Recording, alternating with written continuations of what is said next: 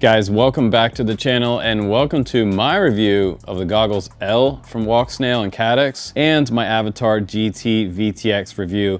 I did take the time to install it on my 7-inch FPV drone here. It is the Foxeer RS7. You guys may remember this one from a while back, and I pretty much took my time setting this all up. The good news is that if you want to put this on a 7-inch, the cable from the VTX to the front of this drone with this long truck body design, it will actually reach the front of the quad. So is this a viable option for people looking to kind of go one way or the other? If you're looking to go DJI ecosystem with all of that FPV gear, it's quite an investment. If you want to go a little bit cheaper and maybe something that might be future-proof in the United States, if DJI does get banned, Walksnail may be what we're all flying in the future. So today, I'm gonna give you an honest review of what I think about this brand new VTX, and I'm gonna fly it with the goggles L. I do think it gives me that first impression, that wow factor that I'm looking for with HD. So you've probably watched the other reviews. I didn't watch them just because I don't wanna get biased about my opinion or have other reviewers' thoughts in my head when I'm giving you what I feel about this particular pair of goggles and this VTX. So is it an 03 killer or an 04 killer? I don't think so. I think they're different, and I think it will serve its purpose for the FPV community. So I gotta say, like, I gotta give it to Caddx and Walksnail for putting the time, the effort, and the R&D into a brand new pair of goggles that's affordable for people.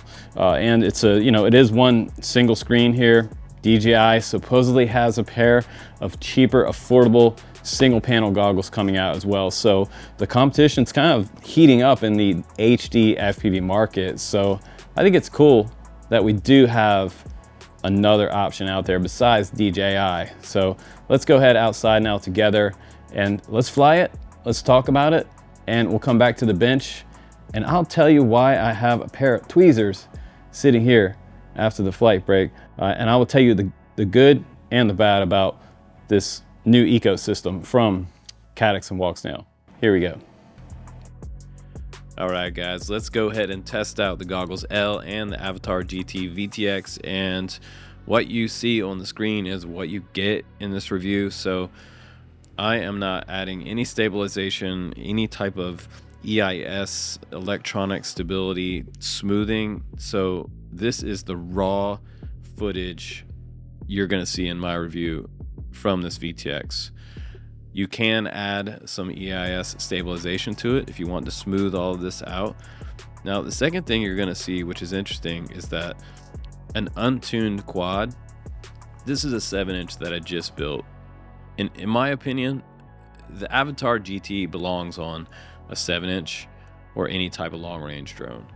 That's what they made this for. And this is just a field test, just test out how the camera reacts on loops and rolls, low to the ground, high up, and what the jello might look like. So we're gonna kind of see all that in this review. You're gonna see that in this flight test. It's interesting because when I get to a low throttle, you can tell that the vibrations go way up to the camera. So the camera does have some susceptibility to vibrations from your quad. So it's not perfect when there's no stabilization on, and in this case, an untuned quad. So you're actually going to see more. But when I did come up on the throttle, I did notice something. Now, up high is where you can see tons of jello on a lot of quads, or even the 4K drones on Amazon. People try to sell off as like, electronic stabilization and this and that. Now, this looks great when I was just coming this direction. Now, when I lower the throttle a little bit, that's when you start to see that jello creep in right there. And again, like, I can tune all of this out. I can turn on the stabilization filter, but I just wanted you to see what it looks like in a raw state. So my first impression is that the image quality is great. I have cloud definition, and it's one of those like picture perfect days with storybook clouds, blue skies. I don't have a lot of haze off in the distance, and typically when we're flying in Oregon, we have a ton of haze, and in the winter it'll turn gray. And then there'll be a different type of test on this channel as far as low light conditions. And it'll be interesting to see how the Avatar GT works in the fall when we have some more of those type of days coming in. So I'll show you that coming up too. And I'll tune this quad and we'll make it look perfect. The next time you see this VTX, it'll look great with no jello, no vibrations, things like that. But this is essentially my beta test on this particular system. The Goggles L, I have to tell you, it has that like factor where when I put them on, I look at the screen and I think, wow, it looks nice and crisp. And when I get low to the ground, I flew at this location because I wanted you guys to see the definition in the trees and the leaves and everything. And I would say it's damn near on par with DJI. Dare I say that? Because I know the DJI fanboys will be coming out of the woodworks. And hey, I'm not a DJI hater, I'm a fanboy too. But I'm always looking for like a viable alternative. And as it sits right here, this is looking like a viable alternative for the future. And you know, if DJI gets banned, maybe it's a future-proof type of system. And there you can see the definition in the briars and the leaves. It's awesome. It looks great. And the DVR looks damn near good as what you see on the screen. Now let's take a look at the Goggles L. I have to say, for $200, this is pretty crazy, because if you've looked at DJI goggles recently, they are binocular style goggles. They are great, but they are also still $400 to $350. So if basement price is what you're looking for, this entire ecosystem is just going to be cheaper. There are some caveats to this ecosystem as far as firmware updates are a little more finicky with the SD card, but once you do it once or twice, you can kind of get through it. I do like the fact that once you get out there away from yourself a little bit, it has a great feed back to the goggles, because it does have almost 5 dB built into two directional antennas in the front, and that's kind of nice. You have a super stable image transmission at longer distances, even with a smaller pair of goggles like this, which is nice. It does have a built-in DVR here. You can navigate the screen menus on the side. There's a little joystick controller right here, a back button and a play button for getting into the playback menu, as well as a record button, and this little tiny hole right here on the side. This is where you can put your bamboo skewer into it, or a toothpick, and you can bind up the goggles to the Avatar GT or the other Avatar Walksnail VTXs, which is pretty nice. Now, if we move the foam right here, you'll notice there's a little slot right here, and that little slot is where your SD card goes for your onboard DVR. If you want to record your flight, which I always recommend that you record each flight, that way if you do crash out there, you have something to look at if you lose your quad, and something like the battery comes off. So I'm gonna go ahead and power up the quad now, and we'll see the Avatar load up. It should load up on the screen here. And I'm gonna tell you, I have to say that it looks pretty darn good. So on the video camera right here, you can kind of see, like if I bring it a little closer, you can see that there's two sides to this panel. But when you look through it with both of your eyes, you don't see that divide in the center. But isn't that strange how you can see that optic divide here with the video camera? And once I bring it in close, we'll just bring it over to one side here. It's kind of like almost like a pair of 3D glasses in a sense, but look how crisp the OSD is. And the image quality on this camera, it's good. Like, that's one of the things that I was talking about during my flight test, was that I could really see some fine detail on the leaves and the briars, and it's a good looking system. So if I was to have to fall back to this from DJI, if DJI got banned, I could definitely fly this. I'll still fly analog too, because that's the kind of guy I am. I also do fixed wing with iNav, and I still like my analog cameras, but this looks great. And again, like if you want to start recording, you press this button here, and it will start recording on the DVR, and you can set it up for both or just one or the other, which is kind of a nice option. But overall, it is an impressive pair of beginner goggles. I mean, and that's kind of what these are geared toward, you know, ultimate beginners into, you know, getting into FPV. If I was someone younger or even someone at my age, like, I think these are great goggles. I really do. I did see that people were excited about these. A lot of people are talking about them, and I think people like two things about this pair of goggles. Well, actually three things. One would be the price, $200 for HD goggles. I mean, these are cheaper than something like Sky Zones, and those are analog. So to be able to get into this ecosystem for $200 is freaking awesome. And they feel good in my hands. The foam feels great on. There wasn't any light leaks for me. The screen looks great. The OSD looks super crisp.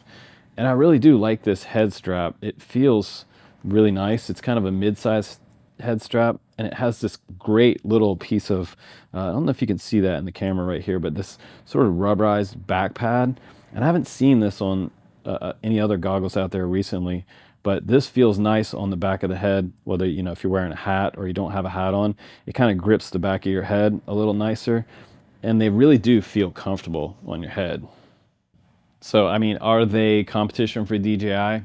I actually, at this point in Walksnail's research and development over the past 2 to 3 years, they've been trying super, super hard to get to the point where they can be a viable alternative to DJI. And I think at this point, they're reaching that goal. So they are something that I would recommend at this point. If you'd asked me 2 years ago, would I recommend, say, the Goggles X? I was still on the shelf about that, because really everything was still in kind of alpha phase, and we were kind of slowly working our way through firmware updates, and things were kind of progressing and coming along. But, you know, Cadex did pair up with DJI and bring us the Cadex Vista. So they're a very progressive company, and progressive to the point to where now, 3 years later, we've been working on this. They've been working on this Walksnail company. I can recommend it, and I do think that it will be somewhat of a competitor in our FPV industry for our community. So yeah, it will be for micros. And now it looks like Walksnail is also getting into the long range game, trying to give us a DJI 03 alternative with the Avatar GT. And speaking of Avatar GT, here we are. This is my build for my Avatar GT kit that Cadex sent me and Walksnail. It's $179 for two antennas, the VTX, and this camera that you see right here. So it is around the same price right now currently. If you look on Amazon, Amazon has DJI 03s for $179 too. Kind of ironic that DJI is matching Walksnail Avatar GT kit at this point. So are they watching Cadex and Walksnail? Probably, because they're probably watching the entire market, because they do a ton of research off of us. They get all these ideas off of us, and then they make something like the Avata. Am I right? So here we are with my build. I thought it was only appropriate to like put the GT on a 7-inch, because this one is what they claim is their long range VTX. And one of the reasons that I think this is cool is because this VTX goes up to 2 watt. It also has SD card support. It doesn't have a fancy internal DVR support, so no onboard storage, which is kind of unfortunate. You can also replace the fan on top. They do offer an option to buy a cooling fan. I think cooling fan is like $8. You can get the VTX by itself for $139 and use a different type of, maybe a different type of Walksnail camera or Cadex camera on there. That would be cool. I know there's a bunch of other cameras that they make. And again, if guys looking for a 7-inch that will meet the setup for, you know, the camera extension cable here to here, a lot of times the camera cables are too short, especially some of the DJI setups. They'll go great on 5-inch, but the time that you try to put it on something like a 7, it's going to be, the camera cable is going to be too short from the VTX to the camera up front where it mounts. I run into that a lot with DJI. So I'm happy to see they include a longer cable with the Avatar GT kit. So that's good news. Now, the bad news is why I'm holding a pair of tweezers here, because I had an issue with mine. Mine came new. It had plastic wrap on the box. I unboxed it very carefully. I installed it onto my RS7 here. And when I put an SD card in there for the first time, you can see around the SD card slot right there on my VTX that I had a time getting my card out.